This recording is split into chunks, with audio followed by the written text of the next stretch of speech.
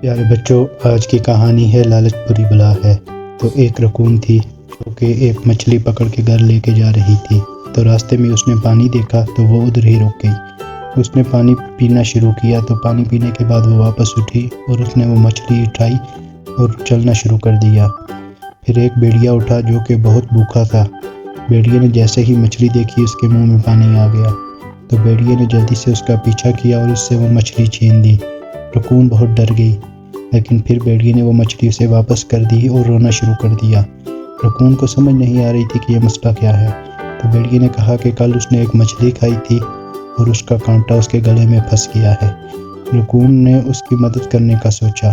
پھر رکون ادھر ہی رک گئی اور اس کا کانٹا نکالنے کی کوشش کرنے لگی۔ پہلے رکون نے بھیڑیے کو زمین پہ لٹا دیا اور زور زور سے اسے مارنے لگی، لیکن کافی محنت کرنے کے بعد بھی کچھ نتیجہ نہ نکلا۔ پھر رکون نے اس کا منہ کھولا اور منہ کھول کے کانٹا نکالنے کی کوشش کی۔ رکون نے بہت کوشش کی اور بالآخر رکون اپنے کام میں کامیاب ہو گئی اور اس نے وہ کانٹا نکال لیا۔ رکون جیسے ہی جا رہی تھی تو بھیڑیے نے اس کا راستہ روک دیا اور کہنے لگا کہ مچھلی واپس اسے کر دے کیونکہ اسے بھوک لگی اور وہ یہ کھائے گا۔ تو رکون نے دینے سے منع کر دیا۔ پھر اس کے بعد بھیڑیے نے اس کو پکڑنے کی کوشش کی۔ بھیڑیے نے ہر ایک ممکن کوشش کی لیکن وہ اس کو پکڑ نہیں پا رہا تھا۔ بھیڑیے کی پکڑ سے وہ نکل رہی تھی تو اس طرح اس نے بھاگنا شروع کر دیا۔ بھاگتے بھاگتے وہ ایک لکڑ میں چھپ گئی۔ تو بھیڑیے نے اس کو لکڑ سے نکالنے کی بہت کوشش کی تو وہ نہیں نکل رہی تھی۔ پھر بھیڑیا خود اس لکڑ میں گھس گیا اور بھیڑیا ادھر ہی پھنس گیا۔